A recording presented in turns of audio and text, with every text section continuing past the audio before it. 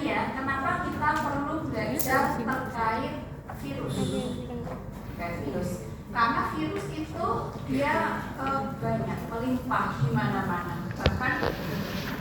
Bahkan jauh lebih banyak virus yang belum teridentifikasi daripada yang sudah teridentifikasi. Dan dia terus evolving ya, terus berkembang, terus bermutasi. Jadi mudah sekali berubah bentuk menjadi strain yang baru, atau bahkan mungkin ada spesies baru yang tiba-tiba kemudian menjadi outbreak, menjadi pandemi. Kita nggak tahu ya, who knows, di masa yang akan datang mungkin akan terjadi pandemi lagi. Kemudian beberapa virus bisa menyebabkan penyakit dan beberapa virus juga dia bisa bermanfaat. Nanti manfaat-manfaat virus mungkin bisa dijelaskan Dr. Dono, beliau yang menguasai bidang bioteknologi ya, atau kalian kalau mau browsing juga silakan. Waktu di sekolah menengah juga sudah diajari ya beberapa virus yang bisa bermanfaat, antara lain untuk proses pengembangan vaksin. Jadi dia ada virus yang bisa membawa jenis DNA atau RNA tertentu seperti itu. Yang paling akrab dengan dunia kedokteran, ada lagi di bidang pertanian, di bidang industri, itu juga ada beberapa virus yang bisa dimanfaatkan. Kemudian secara alamiah ya, pada umumnya virus itu dia sangat kecil, jauh lebih kecil dari bakteri, umumnya seperti itu. Kemudian dia merupakan parasit yang ada di dalam sel, tapi dia sifatnya tidak memiliki sel. Jadi virus itu sendiri dia tidak punya dinding sel, beda dengan bakteri. Makanya orang kalau bilang virus itu bukan sel virus, orang bilang sel bakteri, itu kalian masih mendengar. Tapi orang bilang sel virus itu mungkin kalian kalau udah di FK harus kritis. Sel virus kan bukan sel, lebih tepat disebut partikel ya, partikel virus. Kemudian struktur genomnya terdiri dari DNA atau RNA. Jadi bisa DNA, bisa RNA. Sedangkan pada bakteri dia adalah genomnya apa? DNA. Kemudian virus itu dia diselubungi oleh suatu protein yang disebut kapsid ya. Nah, ini masih menjadi perdebatan apakah virus itu termasuk makhluk hidup atau makhluk yang tidak hidup. Kira-kira apa? Ada yang berpendapat virus itu hidup? Semua jawabannya benar kok, jadi nggak usah khawatir berpendapat. Siapa yang setuju virus itu hidup? Gak ada yang angkat tangan. Siapa yang setuju virus tidak hidup? Udah dikasih kuncinya semuanya benar kok, gak ada yang angkat tangan.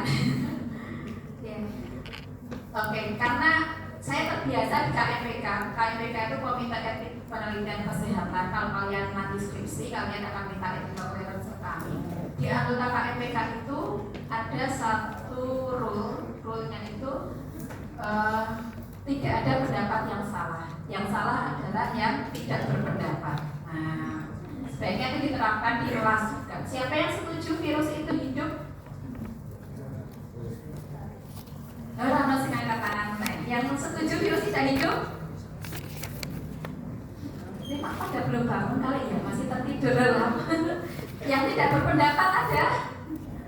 Yang tidak berpendapat pun tidak mau angkat tangan. Kalian pemalu ya? Pemalu atau bagaimana?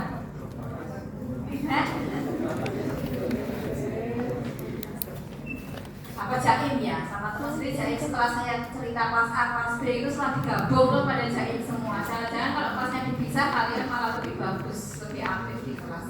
Oke lah, nggak apa-apa kalau berpendapat. Nanti selanjutnya silakan berpendapat ya. Saya tidak pernah menyalahkan pendapat adik-adik. Kalau misalnya kurang benar, pasti kita diskusikan, kita luruskan, kita cari jalan tengahnya. Itu tadi ya, tidak ada pendapat yang salah. Yang salah adalah ya tidak mau berpendapat. Dan ngapain datang ke kelas, ngapain kuliah gitu loh. Kan di rumah enak, materi sudah saya kasih juga. Kemudian ambil ya virion tadi ya. Jadi virus atau virion atau partikel virus itu bukan sel. Dia tidak punya organela kecuali pada arena virus. Jadi virus itu banyak kecualinya Ya, jadi ini di depan saya cerita yang umumnya aja dulu. Nanti yang kecuali mungkin akan saya singgung di belakang-belakang kalau itu sesuatu yang penting. Kemudian virus itu dia tidak bereplikasi secara mandiri. Dia tidak bisa membelah diri seperti bakteri. Dia nggak bisa memperbanyak diri, ya. Tapi dia itu direplikasikan. Direplikasikan artinya bagaimana? Dia menggunakan sel inang untuk membantu dia memperbanyak diri. Ya, jadi dia apa istilahnya mensabotase ya. Dia menggunakan properti yang ada di dalam sel inang untuk membantu dia bisa bereplikasi. Nah, itu dulu yang perlu dipahami. Kemudian ada beberapa istilah. Isolat virus adalah virus yang tumbuh pada kultur tertentu. Jadi sama pengertiannya dengan isolat bakteri. Bakteri yang tumbuh pada media kultur tertentu. Ya itu nggak masalah. Isolat kalian sudah paham ya. Jadi biasanya kalau bakteri itu kita punya media yang umum kayak nutrien agar darah, itu hampir semua bakteri bisa tumbuh di situ. Tapi kalau pada virus, ini tergantung medianya. Karena tadi dia itu tidak punya properti untuk bereplikasi, untuk growing sendiri, makanya dia perlu media yang hidup. Kadang-kadang virus itu perlu sel kultur, bukan media yang anorganik seperti bakteri. Kalau bakteri itu kan medianya anorganik ya, dia cuma diisi pepton, vitamin tertentu, mineral tertentu itu bisa tumbuh. Tapi kalau virus, karena dia perlu properti dari suatu sel untuk membantunya tumbuh dan replikasi, maka medianya juga harus hidup. Kita memerlukan sel lain untuk mengkultur virus tersebut. Kadang-kadang malah kita perlu makhluk yang lain untuk mengkultur. Ya, misalnya kayak virus hepatitis C itu dia susah untuk dikultur. Dia diperbanyak dengan dimasukkan ke tubuh simpanse misalnya, ya, karena DNA simpanse kan mirip manusia. Atau mungkin virus yang lain kadang-kadang perlu kuning telur atau dimasukkan ke dalam telur seperti itu. Jadi intinya dia perlu sesuatu yang viable, sesuatu yang hidup untuk membuat dia bisa dikultur untuk menghasilkan isolat. Kemudian strain virus adalah suatu variasi biologis dari virus yang bisa dikenali karena memiliki properti fenotipik yang unik dan dia tetap stabil dalam kondisi yang alamiah. Jadi kata kuncinya di sini adalah dia punya properti fenotipik yang unik, gitu ya, yang bisa dibedakan satu dengan lainnya. Bedanya dengan serotype apa? Kalau serotype adalah strain dia yang punya antigenik properties ya. Kalau kita bicara tentang sero itu artinya kita bicara tentang reaksi imunologis, tentang antigen, antibody, gitu ya. Jadi yang dilihat disoroti di sini adalah antigenik properties-nya. Sementara yang strain yang disoroti adalah phenotypic properties-nya. Sebagai contoh, influenza A virus, ya, dia punya serotype H1N1, H2, N2, H5, N1 dan seterusnya. Kita memberi nama serotype H1N1, H2, N2, H5, N1 itu berdasarkan reaksi imunologisnya. H itu singkatan dari hemaglutinin, N itu neuraminidase. Nah itu yang akan memberikan reaksi antibodi tertentu ketika dia masuk ke dalam tubuh sel inang. Makanya kita sebut serotype ya. Sementara strain ya, kita misalnya beri nama HPAI, Highly Pathogenic Avian Influenza H5N1 ya. Itu kita sebut strain karena ada phenotypic properties-nya. Jadi gambaran fenotipiknya apa? Dia itu highly pathogenic, yaitu sangat sangat virulen ya, menimbulkan kondisi patogen yang berat. Ya, mudah menular, mudah menimbulkan severe influenza dan seterusnya. Ya, itu kan bisa nampak ya dari manifestasi klinis. Kalian dulu belajar fenotipik itu fenotipic sesuatu sifat yang nampak strain itu ya, tuh karena dia ada yang fotogenik, terus maka kamu dapat kunci manifestasi dari klinisnya juga prosedur akan lebih mudah terlihat. maksudnya apa? Sampai di sini paham Kayak bedanya isolat, sifat strain, virusnya serotype. ini reaksi antigen Kalau nanti kalian nemu istilah itu antigen di apa koran atau di mana, antigen sama kalian antigen sama aja tuh kalau lupa bisa lihat lagi slide ini ya. udah asing ya atau gimana? Kemudian ini gambar skematis dari komponen suatu virion. Yang tengah merah itu genom ya. Genomnya bisa DNA atau RNA. DNA-nya bisa single stranded linear. Single stranded itu dari untai tunggal. Kalau DS double stranded untai ganda ya. Jadi DNA-nya bisa single stranded, bisa double stranded, bentuknya bisa linear, bisa sirkular. Sedangkan RNA-nya juga dia bisa single stranded, bisa double stranded. Hanya di sini RNA-nya tidak ada double stranded yang sirkular. Kemudian selubung protein bagian luarnya kapsid, internal membrane beberapa virus punya, beberapa tidak punya. Envelope beberapa punya, beberapa tidak. Kemudian virus RNA, DNA viruses kadang-kadang ada virus yang bisa masuk ke virus yang lain. Ya. Kemudian molekul sel, saya sampaikan di awal tadi kebanyakan tidak memiliki molekul sel, tidak punya liposom, mitokondria, badan Golgi, retikulum endoplasma dan sebagainya. Tapi beberapa ada yang mungkin punya mitokondria, beberapa ada yang punya apa gitu. Jadi itu yang saya beri tanda tanya itu artinya minority ya, minority, tidak sesuatu yang lazim untuk ditemui. Ya, ini bentuk-bentuk virus ya. Yang di atas itu skematis, yang di bawah itu pakai elektron mikroskop. Jadi dia bentuknya macam-macam, ada yang seperti tabung, ada yang seperti apa itu namanya apa tuh? Nah ya kalian definisikan sendiri. Kemudian ada yang bentuknya bulat seperti bola. Kemudian ini lagi yang bentuknya kayak apa nih? Kalau yang paling ujung ini lebih abstrak kali, kayak alien ya. Jadi bentuknya sangat bervariasi. Beda dengan bakteri. Kalau bakteri kalian cuma belajar sedikit variasinya. Mayoritas bentuknya kokus dan batang, ya, atau basil. Bulat dan batang atau kokus dan basil. Variasinya mungkin ada yang bentuknya koma, ada yang bentuknya spiral, tapi itu sangat sedikit. Misalnya Biocolera atau Spirochaeta, Leptospira itu bentuk-bentuk uniknya hanya sedikit. Sementara virus dia bentuknya lebih bervariatif dan ukurannya juga bervariatif. Ini ukurannya bisa sangat kecil, bisa sampai sebesar ini beberapa ratus kalinya.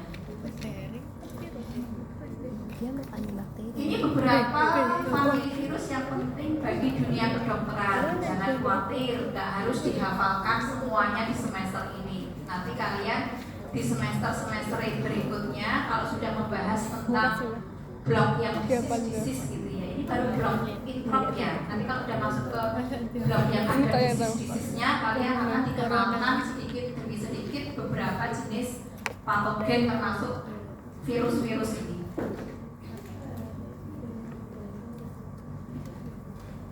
Ada yang kalian kenal nggak dari sekian famili virus itu? Ada yang pernah baca atau familiar dengan namanya?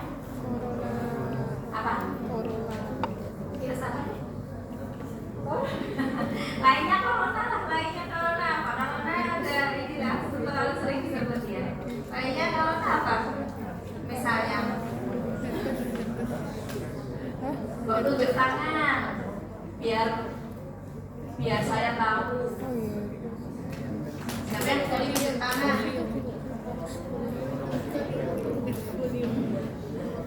Atau apa itu? Yuk, biar jangan kok jadi bangun. Ada yang tahu? Kasihan yang di bawah deh, saya kasih kesempatan ngomong.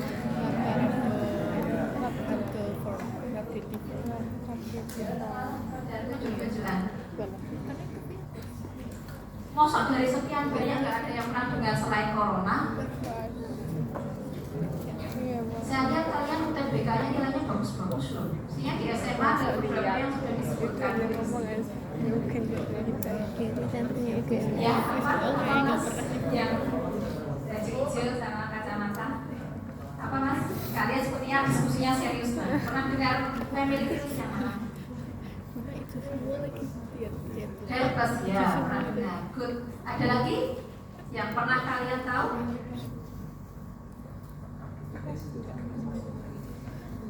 Retroviridae pernah dengar nggak? Retrovirus, HIV, AIDS, gimana apa sih ya? Ya, Ada dua bejir. Beda. Saya pikir kalian tidak sepolos nampaknya yang kalian perlihatkan. Mesti kalian lebih pintar dari yang kalian tunjukkan. Itu pura-pura gitu. Oke. Kemudian Terlalu berpikir ke situ. tahapan terjadinya infeksi virus ya. Tentunya pertama virus harus masuk dulu ke dalam sel ya. Dia harus menembus barrier ya. Jadi barriernya yang paling lazim ya dinding sel dari host. Kemudian di dinding sel itu biasanya ada reseptor dari virus tersebut ya. Kalau tidak ada reseptornya susah, virus mau nempel, mau attach di situ akan sulit sekali.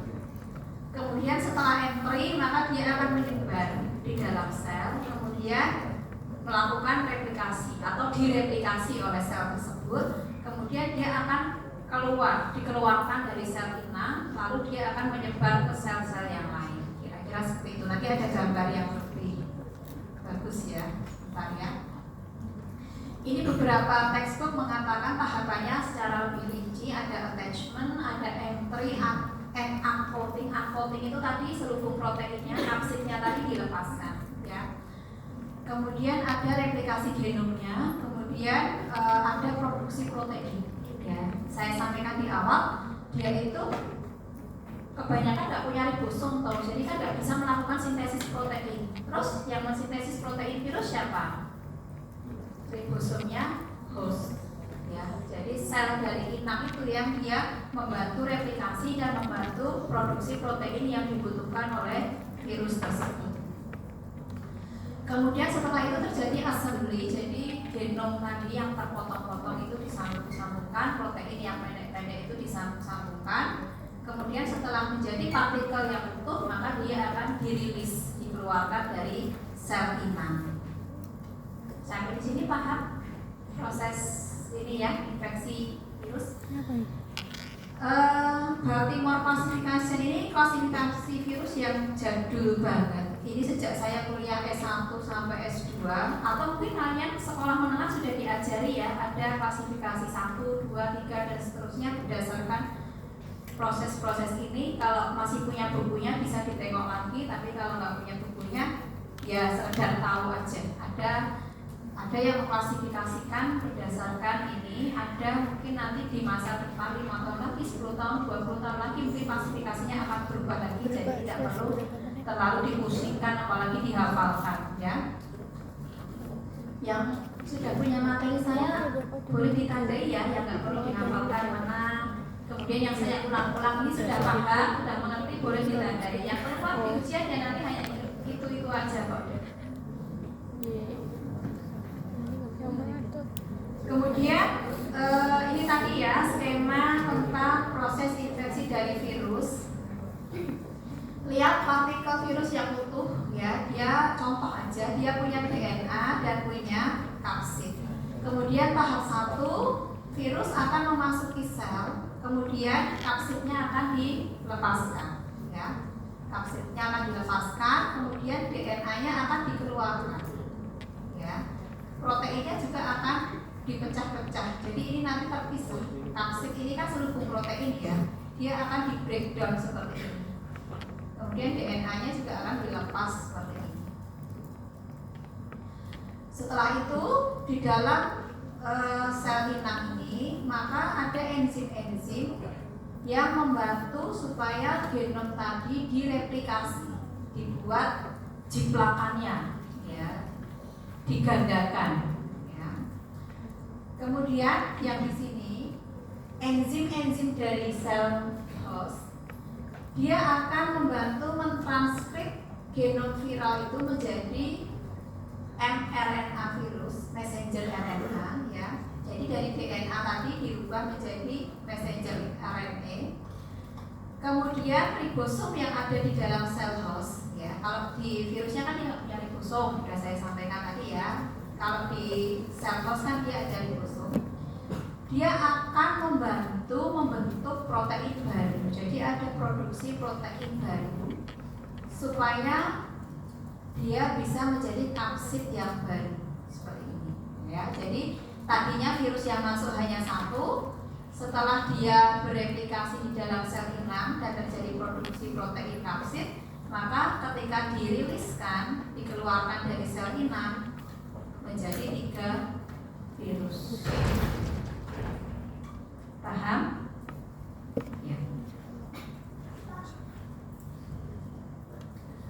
Kemudian bagaimana virus itu bisa mempengaruhi sel? Saya ganti dari sudut sini ya, kasihan yang di sana kalau ketutupan badan saya. Walaupun badannya kecil, tapi kalau menutupi nggak enak. Nanti saya menzolimi yang sisi sana. Jadi replikasi virus itu bisa merusak, bisa juga tidak merusak.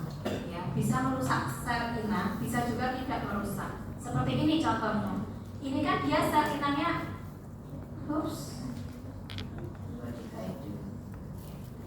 di sini kan sel inangnya masih ini ya, masih utuh ya.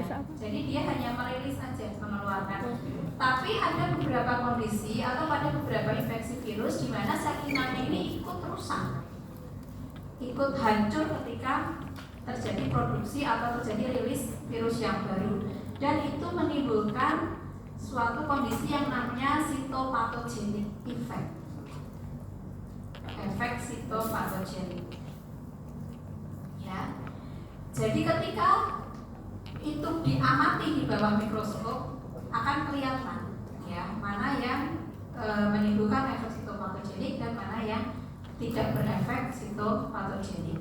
Intinya sitopatogenik itu berarti dia akan merusak sel inangnya ketika terjadi rilis virus baru. Kemudian respon sel inang terhadap virus ya. Jadi virus itu saya bilang tadi mensabotase ya, menghijack sel tersebut karena dia itu menggunakan perangkat daripada sel inang untuk membantu dirinya bereplikasi.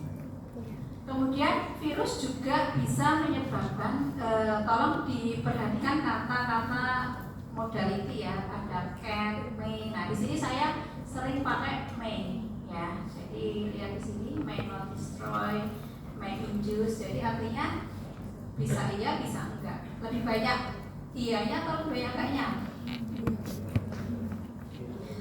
Lebih banyak bisa menginduksi sel dead atau tidak bisa menginduksi sel dead? Kalau May itu strength-nya gimana? Strength-nya low ya dibandingkan dengan Can. Kalau Can kan itu hampir 100%. Kalau May itu ya masih 50-50 ya. Maybe yes, maybe no. Kapan nikah? May. Maybe yes, maybe no. Kebetulan saya nikahnya juga May. Jadi jawabannya dulu ya itu. Kapan kita nikah? May. Maybe yes, maybe no. Oke, just kidding ya. Kemudian ini beberapa konsep yang harus dipahami juga. Jadi di semester 3 mungkin saya banyak memberikan konsep-konsep, memberikan definisi-definisi supaya nanti kalian di semester-semester yang atas sudah enggak bingung lagi dengan terminologi. Kalau di awal itu kalian terminologinya enggak kuat, nanti di atas udah bingung. Ya, udah bingung membedakan infeksi dengan kolonisasi misalnya. Bedanya apa? Tahu nggak? Kalau infeksi itu kan menimbulkan manifestasi klinis. Kalau kolonisasi ya berarti hanya ada mikroba aja di situ. Ada koloni-koloninya tapi dia nggak menimbulkan manifestasi. Oke, jadi iya. Yang pertama infeksi akut. Lihat terjadinya ini ya, abrupt onset ya, jadi cepat banget ya. Muncul. Sementara yang infeksi laten, yang disebut laten itu yang di sininya, fase ininya ya. Jadi setelah infeksi akut, kemudian dormant ya, nggak ada gejala apapun, suatu saat bisa reaktivasi, bisa muncul lagi. Nah ini yang namanya laten di periode ini. Kemudian progresif infeksi, tadinya terjadi infeksi, kemudian sudah membaik, sudah mereda, tapi belum sempurna, belum sembuh 100%, kemudian dia berkembang lagi, semakin lama semakin parah. Jadi progresifnya itu ada di sini yang kita sebut progresifnya. Kemudian chronic or persistent infection, di sini gejalanya menetap, gejalanya ya levelnya segitu-segitu aja, nggak membaik, nggak memburuk, tetap segitu-segitu aja. Ya. Kemudian di sini ada kondisi failure to clear all evidence of infection. Jadi misalnya kalau kalian dulu mungkin masih ingat ada yang kena COVID, kemudian dites serologinya masih positif terus, PCR-nya masih positif terus, sampai kalian di apa namanya? Di penjara. Di apa tuh namanya? Di isolasi ya. Saya lupa istilahnya.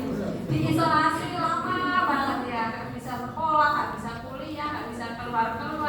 Nah, padahal sudah sembuh secara klinis itu sudah nggak ada gejala, sudah orang-orang yang kontak dengan kalian nyuri ya selama isolasi itu nyuri kontak sama siapa, kontak erat maksudnya ketemu apa gitu, ngobrol dan sebagainya tanpa masker, kecolongan seperti itu, tapi nggak infeksius, nggak menyebabkan sakit pada orang yang kontak erat dengan kalian.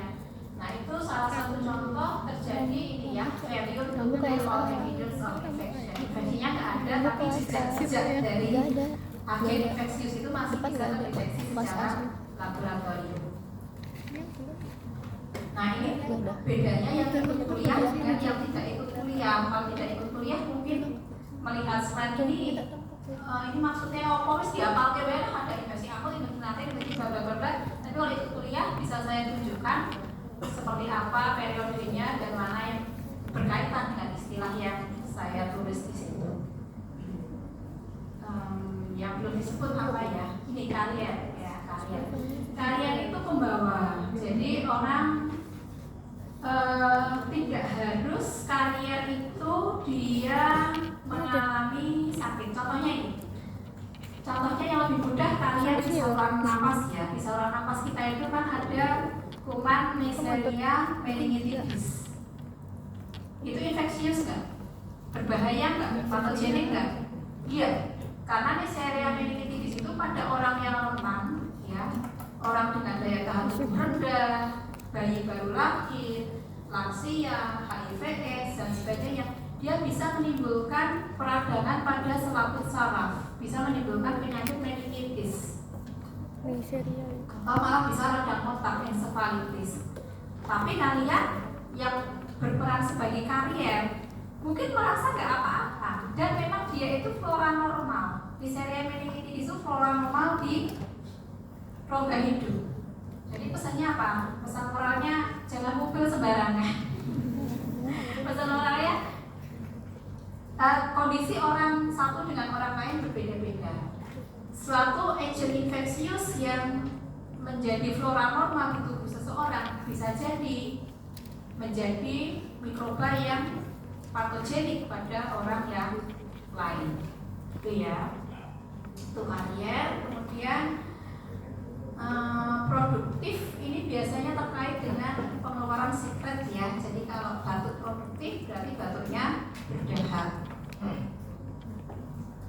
Kemudian yang lain-lain saya rasa sudah dijelaskan ya. Abortif sudah bilang, laten sudah aktivasi sudah, permisi sel, berarti sel yang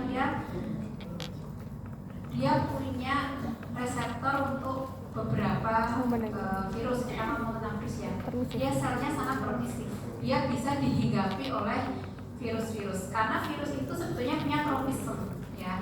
Tropisme itu artinya lokasi tertentu yang dia memang habitatnya ada di situ. Misalnya virus influenza, dia hanya spesifik di saluran napas ya. Terus virus hepatitis, dia hanya spesifik di liver, nah itu namanya tropisme. Reseptornya ada di lokasi-lokasi tertentu. Sedangkan permissive cells, dia selnya itu punya beberapa reseptor yang tersebar luas untuk sebagai virus, atau virusnya bisa nempel ke banyak sel. Ya, biasanya manifestasinya lebih berat dan sifatnya sistemik. Nah, ini sudah mulai lebih pusing gambarnya. Mau dijelaskan atau mau di skip? Ya sih. Sekitar 30 ya. Kalau yang rumit-rumit dijelaskan Bu. Kalau yang cuma kata-kata di skip aja, nanti saya baca sendiri. Mahasiswa kita enaknya ya. Oke, kita mulai dari mana ya? Ini kira-kira skema apa dia? Skema pembentukan antibodi ya. Kalian lihat di bawah ini kan antibodi. Antibodi dibuat oleh sel apa? Limfosit B. Dan plasma ya, kelihatan di sini. Sel plasma berasal dari sel apa? Limfosit B. Terus limfosit B dia bisa aktif karena ada apa? Ada sel T yang membantu, namanya T helper. Gitu ya. T helper dia bisa berdiferensiasi menjadi T helper itu karena apa? Karena ada sinyal ya, ada sinyal dari sel dendritik ke sini. Kemarin sudah saya jelaskan kayaknya ya waktu kuliah pertama ya, yang menyimak ya, ada istilahnya bantuan dari adaptive immunity ke innate immunity dan sebaliknya. Jadi saling bekerja sama. Jadi dendritik sel kita termasuk sebetulnya yang innate immunity ya. Jadi kemudian yang sel T dan sel B ini adalah adaptive immunity. Oke, jadi ternyata baca skema lebih mudah dari bawah ya daripada dari atas ya. Kalau kalian dengar istilah naif itu artinya belum berdiferensiasi, belum berubah sesuai fungsinya yang spesifik. Kalau sudah berubah namanya apa Bu? Kalau sudah berubah ya sesuai fungsinya. Kayak T helper ini namanya helper ya, dia membantu ya, dia membantu seperti ini, membantu sel beta ya, sel beta, sel B sel limfosit B untuk berdiferensiasi menjadi sel plasma seperti itu. Jadi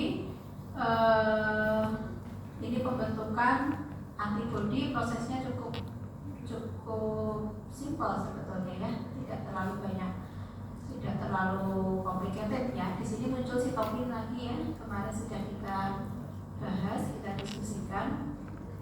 Nah, ini yang bentuknya seperti ini tuh reseptor ya. Jadi reseptor itu dia berfungsi menangkap sinyal ya. Kalau pada sel-sel imun seperti sel T, sel B, ini reseptor ini fungsinya menangkap sinyal-sinyal, biasanya sinyalnya itu berupa sitokin. Tapi kalau pada sel yang terkait tropisme tadi, reseptor ini fungsinya adalah dia menangkap antigenik properties dari suatu patogen, bisa virus, bisa bakteri, bisa lagi parasit, bisa prion dan sebagainya. Ini antibodi netralisasi dan antibodi non netralisasi. Kita masih bahas terkait antibodi ya, karena infeksi virus itu erat kaitannya dengan reaksi imun yang biasanya diukur adalah kadar antibodi. Jarang ya kita mengukur kadar produksi dari sel T. Kalau antibodi kan produksi dari sel B. Kalau produksi dari sel B itu lebih mudah dan lebih murah mengukurnya. Sedangkan hasil dari produksi sel T itu biasanya enggak spesifik. Jadi bisa multitafsir. Itu kayak simfoni gitu kan. Kemarin yang punya materinya mungkin bisa dilihat lagi. Ketika melibatkan sel T itu prosesnya itu lebih complicated. Lebih banyak sitokin yang terlibat, lebih banyak sel-sel lain yang ikut berperan aktif. Jadi untuk mengukur secara laboratoris, secara klinis kita melakukan pemeriksaan diagnostik itu lebih mudah mengukur antibodi daripada mengukur produksinya sel T. Itu ya. Oke. Nah, ini ya. Komplement disebut lagi di sini ya. Komplement dia bisa memperantarai proses lisis dan fagositosis. Ingat ya, kemarin komplement berperan dalam opsonisasi sehingga memudahkan fagosit untuk mengenali dan memakan suatu mikroba. Dengan proses netralisasi ini maka sel akan terlindungi dari infeksi. Ya, di sini ada neutralizing antibody namanya. Ya, ketika suatu virus itu masuk ke dalam tubuh inang, maka neutralizing antibody ini akan mengenali dan akan menetralkan, sehingga belum sampai dia melakukan entry, virusnya sudah dilisiskan atau difagosing. Nah, kalau dia akhirnya berhasil masuk ke dalam sel, jadi ini proses di awal sebelum entry. Proses selanjutnya ketika dia sudah bisa menginfeksi sel, ya di sini ada beberapa mekanisme yang terlibat. Tetap ada neutralizing antibody yang mendekat, ya, karena di sini ada sinyal dari virusnya ini. Aku sudah memasuki selmu loh, makanya antibodinya mendekat, ya. Kemudian ada antibody jenis lain yang non neutralizing, dia juga ikut mendekat, ya. Jadi sebelum entry kita cukup mengandalkan neutralizing antibody, tapi kalau sudah terjadi proses entry kita perlu antibody yang lebih banyak. Kita perlu neutralizing dan non neutralizing antibody. Kemudian terjadi mekanisme pensinyalan dan sebagainya sehingga terjadi lysis, clearance, penghambatan replikasi, penghambatan rilis, penghambatan transmisi. Jadi intinya antibody yang ada di tubuh kita berusaha mengisolasi supaya virusnya itu tetap ada di sini dan nggak sampai nyebar. Bisa dipahami? Lanjut ya. Kalau mau menyela silakan ya, tinggal raise hand. Beda dengan yang di Zoom kemarin. Kalau di Zoom kan saya minta waktu untuk mute, kalau di kelas nggak usah ada mode mute, unmute, langsung raise hand aja kalau bingung. Kemudian jenis sel T yang lain, tadi T helper udah, sekarang sel T sitotoksik. Ya, kalau T helper tadi markernya ada CD4, yang sel T sitotoksik, cytotoxic T lymphocyte. Ini markernya adalah CD8. Ini komponen respon imun adaptif, ini komponen respon imun yang innate. Ada natural killer cell, ya. Ini juga bisa menjadi tentara dalam tubuh kita untuk menyerang virus yang menginfeksi sel di dalam tubuh kita sehingga nanti akan menjadi lysis. Nah, ini yang saya bilang ada sitopatogenik efek tadi. Sel inangnya kan rusak ya, hancur ya. Jadi yang menghancurkan kadang-kadang bukan virusnya, tapi mekanisme antibodi kita. Atau mekanisme, ini kan ada antibodi atau ada mekanisme sitotoksik dari sel T atau sel NK sendiri yang dia secara alamiah memang tugasnya membunuh. Ya, jadi kembali ke slide sebelumnya, di sini ada fungsi respon imun yang mencegah terjadinya entry. Ada fungsi respon imun yang dia fungsinya untuk containment, untuk mengisolasi, membatasi supaya tidak terjadi spreading, tidak menginfeksi sel lain, tidak terjadi rilis, tidak terjadi replikasi dan seterusnya. Ada sel imun kita yang dia fungsinya killing, ya, membunuh, atau fungsinya sitotoksik. Sitotoksik ini menyebabkan lysis juga. Ya, jadi terjadi destruksi, terjadi kerusakan pada sel inang.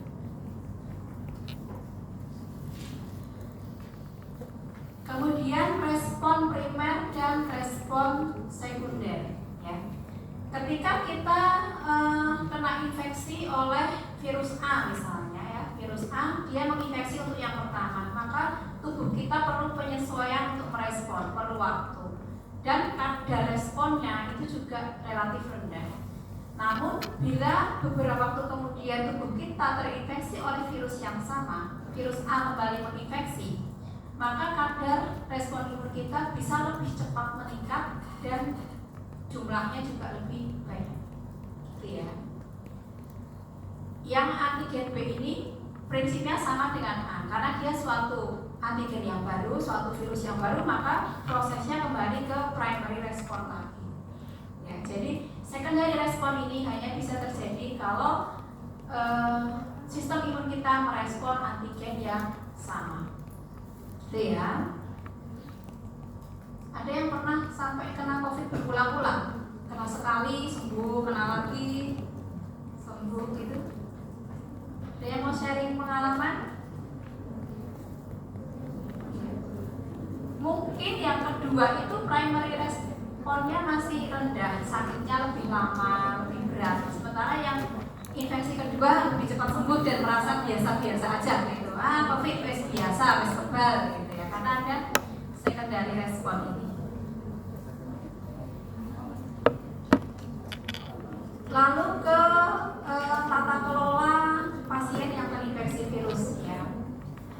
Sebelum tata kelola yang mau ditanyakan nggak adik-adik terkait mungkin basic virologinya atau mungkin terkait patogenesis, proses infeksi dan sebagainya yang mau ditanyakan dulu? Lanjut? Lanjut ya. Tata kelola pasien yang terinfeksi virus. Nah, mestinya diberi obat antivirus, bukan diberi antibiotik. Oke ya.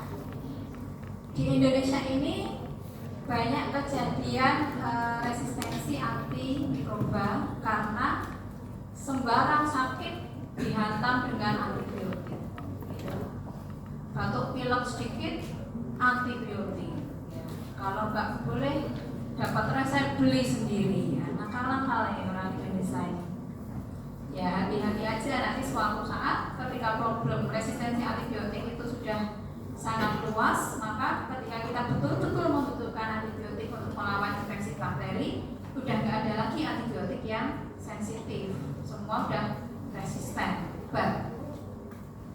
bahaya kalau itu terjadi. Oke, ya jadi obatnya semestinya adalah obat antivirus, kecuali kalau infeksi virus itu disertai dengan infeksi sekunder. Ya, jadi primernya adalah infeksi virus. Biasanya orang kalau kena infeksi virus kan terus daya tahannya drop. Kemudian infeksi sekundernya ada infeksi bakteri, kayak gitu. Contohnya dia pertama kena COVID, ngedrop, ya diisolasi, stres dan sebagainya. Apalagi kalau perlu ICU, harus pakai ventilator, harus lying down di rumah sakit berhari-hari, berminggu-minggu, maka bisa terjadi infeksi sekunder oleh bakteri pneumonia. Gitu. Nah itu boleh kita kasih antiviral plus antibiotik. Kemudian yang kedua adalah pencegahan ya, pencegahan melalui vaksinasi atau kalau sudah terjadi bisa lewat pasif imunisasi. Dan yang penting sebetulnya infection control, ya, pengendalian infeksinya. Prinsipnya sama dengan kita nyontek apa yang terjadi secara alamiah di tubuh kita. Kalau sudah terjadi infeksi diapakan? Di containment, diisolasi, jangan sampai menyebar. Jadi suatu infeksi kalau sudah terlanjur terjadi ya sudah kita jaga supaya tetap ada di situ, tidak menyebar kemana-mana. Kalau yang belum kena infeksi dicegah supaya nggak entry, supaya nggak kemasukan infeksi. Dan kesehatan kerja ya, termasuk kesehatan kuliah. Salah satu di antaranya tadi jangan ngumpul sembarangan ya, kuliahnya ditempelkan di meja di mana-mana, nanti bisa menularkan Neisseria meningitis, Streptococcus, jamur dan sebagainya. Kemudian misalnya ini ya, ini gambar apa sih? Infection control ini ya. Nah, ini infeksi misalnya dari defekasi ya, dari feses, fekal oral, maka ya perlu ini pengelolaan limbah yang bagus, air minum yang layak minum. Kalau di negara maju biasanya dari keran itu bisa langsung diminum ya. Kalau Indonesia baru dari pam harus direbus. Kalau dari galon gimana? Percaya nggak? Enggak. Ya terserah ya. Kalau galonnya hasilnya masih bagus, dari perusahaan yang bagus, terjamin quality controlnya, ada SNI-nya, ya mungkin nggak apa-apa. Atau kalau kalian iseng mau meriksa, oh ya, beberapa tahun yang lalu, 2 atau 3 tahun lalu ada mahasiswa yang mendapatkan ide memeriksa kualitas air yang diproduksi oleh UNS. Kan kita punya air minum kemasan botol dari UNS itu ya, namanya apa? Nah, itu bisa periksa, dia ngambil sampel dari beberapa titik. Kan di lab mikro kita ada pemeriksaan bakteriologi air. Diperiksa kumannya apa yang ada di situ. Kemudian jumlahnya berapa, masih dalam batas toleransi atau enggak. Ya. Kemudian juga dibandingkan sama air minum kemasan yang ada di luar. Ya. Dan juga ada yang meriksa dari air minum isi ulang. Kan ada galon yang isi ulang itu loh, tapi bukan galon yang branded ya, bukan yang aqua, fit dan sebagainya, tapi yang benar-benar isi ulang dari beberapa depot pengisian ulang. Ada mahasiswa yang pernah meneliti seperti itu. Nah, kalau kalian tertarik ya, nanti kalian boleh job description-nya ada di lab mikro, kalian baca terus kira-kira variabel yang belum diteliti apa. Nah, itu bisa menjadi topik penelitian kalian.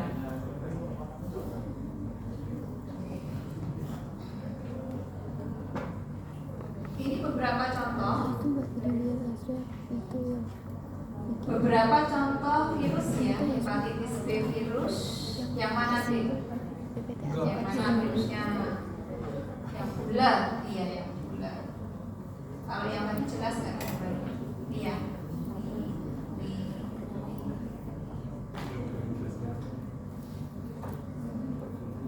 Ini ya, dia ada double stranded DNA, ya, ganda.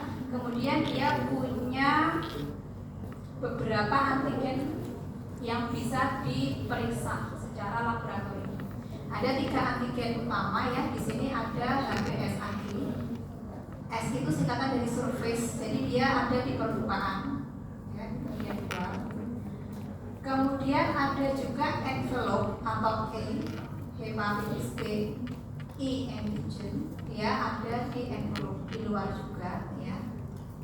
Kemudian yang di dalam ada namanya HBsAg, C singkatan dari core, ya, dia ada di bagian dalam sini, kapsid. Mungkin kalau nanti kalian sudah jadi dokter, kamu pasien hepatitis, kalian akan memerlukan pemeriksaan ini. HBsAg, HBeAg, HBsAg, dan anti HBV. Oke. Ini slide berikutnya hanya 3 contoh-contoh aja karena virus banyak banget. Jadi saya memberikan contoh yang lazim-lazim aja supaya nanti kalau kalian ketemu di klinis atau kalian masuk ke semester berikutnya ini sebagai analisis ya, pembekalan awal. Bisa lah. Ini misalnya hepatosit yang belum terinfeksi, bentuknya seperti ini ya, masih halus permukaannya. Kemudian kalau sudah terjadi infeksi, tahap awal biasanya dia membengkak. Ya, proses inflamasi dia ada pembengkakan. Kalau sudah tahap lanjut terjadi fibrosis, ada jaringan parut. Itu namanya nanti jadi sirosis hepatis. Ya, ada jaringan ikat di dalam livernya. Kemudian juga bisa terjadi kematian dari sel-sel liver ya, terjadi nekrosis. Nah, penyakit hepatitis B ini diperparah kalau host tersebut dia mengkonsumsi alkohol. Karena alkohol itu kan dia detoksifikasi di hati. Fungsi hati yang menurun karena infeksi, tambah beban kerja harus detoks alkohol, tambah berat penyakitnya. Atau ada koinfeksi yang lain, biasanya koinfeksi dengan HIV. HIV itu sering koinfeksi dengan HBV dan HCV karena sama-sama bisa ditularkan lewat aliran darah, terutama yang intravenous drug user ya, pengguna narkoba intravena. Nah, itu biasanya mereka sharing needles bagi jarum. Jadi di beberapa negara maju yang saya tahu di Belanda ya, itu mereka memfasilitasi bagi pengguna narkoba intravena. Silakan ngambil jarum suntik yang steril, bisa diambil di puskesmas, di library, di public places tersedia ini ya, steril ini syringe and needles. Itu upaya suatu negara untuk mengkontainment ya, karena memang kasus infeksinya banyak, kasus pengguna narkobanya banyak, jadi supaya mereka tidak menularkan ke orang lain ya sudah difasilitasi sekalian diberi jarum suntik yang baru. Di tempat kita kayaknya belum ya. masih pada pakai sembunyi-sembunyi ya, pakai narkoba aja kalau ketahuan ditangkap polisi kayak Nia Ramadhani dan Aldi Bakri. Oh, Ya oke, lanjut. Udah ya ini ya. Ya. Ini proses perjalanan klinis dari penderita hepatitis B ya. Sebetulnya sebagian besar ya dia infeksinya subklinis. Subklinis itu artinya gejalanya samar-samar, nggak jelas. Dan biasanya mereka yang tanpa gejala atau gejalanya sangat samar sekali itu 100% sembuh, 100% recovery. Tapi 35% diantaranya dia bergejala. Gejala hepatitis akut apa misalnya? Mual, muntah, tidak nafsu makan, selera histerik, kayak gitu ya. Nah, biasanya mereka yang bergejala itu sebagian besar, lebih dari 90%-nya dia bisa sembuh. Sebagian kecil lagi menjadi kronis. Ya. 1% bisa meninggal karena ada proses nekrosis tadi. Ya, yang 1% karena ada proses nekrosis di sini bisa meninggal. Kemudian dari 10% yang menjadi kronik, sekitar 70-90% ini asimptomatik, tidak bergejala. Ya, di sini kalau kita periksa HbSAg-nya positif dan dia menjadi pembawa. Jadi kalau kebetulan orang ini dia pakai narkoba intravena, walaupun dia tidak punya gejala hepatitis, dia sebagai karier, dia bisa menularkan ke temannya yang nunut pakai jarum suntik. Kemudian bisa juga menjadi hepatoselular karsinoma. Kalau sudah masuk ke fase ini udah masuk ya, masa depan suram ya. Biasanya sudah sulit recovery, hampir tidak mungkin recovery ya. Bahkan mungkin tinggal menunggu waktu aja, tinggal yasinan. Jadi tinggal hidup ya, karena ini susah sekali sembuhnya. Dan kalaupun di transplantasi liver, sukses rate-nya sangat kecil. Kadang-kadang dia sudah metastase, sudah kasihan sekali, sudah sulit. Dan ini berbagai stage ini ada. Jadi terutama kalau kalian nanti stase di bangsal penyakit dalam, ya saya wanti-wanti di awal supaya kalian itu jangan terlalu introvert, ya.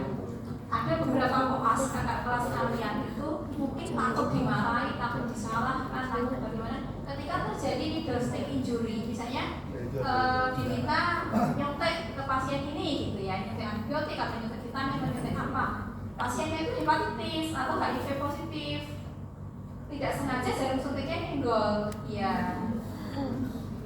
terus gak bilang-bilang, diem aja. 6 bulan kemudian mulai muncul simptom, mulai bergejala dan sebagainya. Pasien, padahal kalau langsung bilang di awal, itu bisa diberikan passive immunization, bisa dimonitor kondisi klinisnya secara berkala, bisa dimonitor laboratorisnya secara berkala, diperiksa ininya ya, RNA HIV-nya, diperiksa DNA HBV-nya, diperiksa RNA HCV-nya, diperiksa HBsAg, HbCAg, HbAg dan seterusnya. Itu bisa dimonitor. Jadi kalau diberikan obat di awal, diberikan treatment di awal juga outcome-nya lebih bagus. Jadi pesannya nanti kalau kalian mengalami middle stage injury, jangan ragu-ragu untuk disampaikan ke supervisor ya. Bisa ke residen, bisa ke konsulen, atau ke mungkin kakak tingkat kalian. Kalau koas kan ada koas senior, koas junior gitu ya, bisa. Biasanya sesama mahasiswa curhatnya lebih enak. Bisa curhat ke koas senior dulu. Kak, saya kemarin kalau pasien ini tidak sengaja saya sendiri konsultasi, baiknya gimana ya Pak? Tenang, itu pasiennya hepatitis kronis. Dilihat permukaan ininya, permukaan livernya udah nggak smooth lagi, udah nggak halus ya. Kemudian ketika terjadi sirosis karena ada jaringan ikat yang di situ, maka livernya jadi berbenjol-benjol seperti ini. Ada yang tertarik ke sana, tertarik ke sana,